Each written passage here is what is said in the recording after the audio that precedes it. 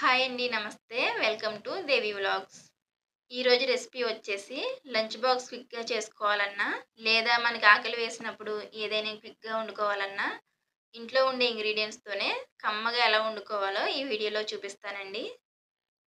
ముందుగా స్టవ్ మీద బాండీ పెట్టుకుని, ఒక టేబుల్ స్పూన్ వరకు నెయ్యి వేసుకోండి. నెయ్యి కొంచెం మెల్ట్ అయ్యాక 3 టేబుల్ స్పూన్స్ వరకు ఆయిల్ వేసుకోవాలి.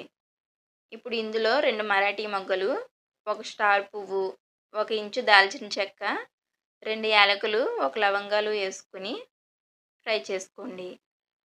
వీటిని మీడియం ఫ్లేమ్లోనే పెట్టుకుని ఫ్రై చేసుకోవాలండి. మళ్ళీ ఇవి మాడిపోయినవంటే టేస్ట్ మారిపోతుంది. ఇప్పుడు ఇందులోకి 2 మీడియం సైజు ఉల్లిపాయలను సన్నగా కట్ చేసుకుని వేసుకోండి. వీటిని ఒక 2 నిమిషాలు మీడియం ఫ్లేమ్లో ఫ్రై చేసుకున్నాక 4 పచ్చిమిరపకాయలను ఇలా మధ్యలోకి కట్ చేసుకుని వేసుకోండి. ఈ ఉల్లిపాయలు గోల్డెన్ బ్రౌన్ కలర్ వచ్చేంత వరకు వేయించుకోవాలండి. ఇవి చక్కగా వేగిన తర్వాత ఇందులోకి ఫ్రెష్‌గా దంచుకున్న అల్లం వెల్లుల్లి పేస్ట్‌ని 1 టేబుల్ స్పూన్ వరకు వేసుకోండి. ఇవి పచ్చివాసన పోయేంత వరకు వేయించుకోవాలండి. ఇలా పచ్చివాసన పోయిన తర్వాత 4 టమాటాలను ఇలా పెద్ద సైజులో కట్ చేసుకుని వేసుకోండి. ఈ టమాటాలు ఈజీగా మగ్గిపోతాయండి. ఇలా 1 టేబుల్ స్పూన్ సాల్ట్‌ను పైన స్ప్రెడ్ చేసుకోండి. ఇలా స్ప్రెడ్ చేసుకుని 1 నిమిషం వేగిన తర్వాత మూత పెట్టుకుని ఒక 7, 8 నిమిషాలు సిమ్‌లోనే ఉంచి టమాటాలను మగ్గించుకోండి. 8 నిమిషాల తర్వాత మూత తీసి చూస్తున్నానండి. టమాటాలు మగ్గినవో లేవో చూసుకోవాలి.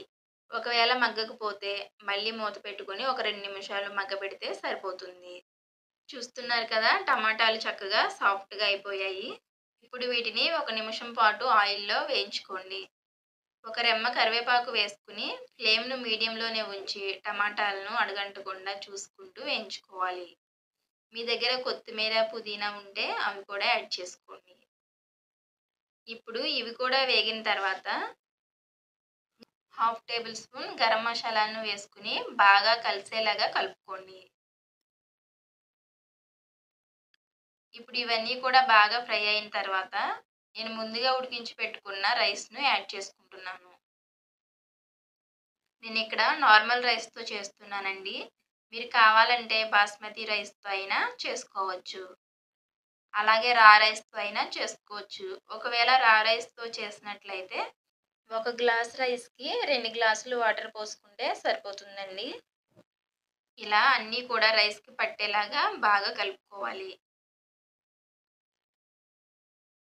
ఫైనల్‌గా ఒకసారి టేస్ట్ చూసుకుని సరిపోకపోతే కొంచెం సాల్ట్ యాడ్ చేసుకుంటే సరిపోతుంది. చాలా సింపుల్‌గా మార్నింగ్ టైం హడావిడి లేకుండా ఈ టమాటా రైస్‌ను ప్రిపేర్ చేసుకోవచ్చు. మీరు కూడా ట్రై చేసి ఎలా కుదిరిందో కామెంట్ చేయండి. అలాగే మన వీడియో గనుక నచ్చినట్లయితే లైక్ చేసి సబ్స్క్రైబ్ చేసుకోండి. Thank you for watching.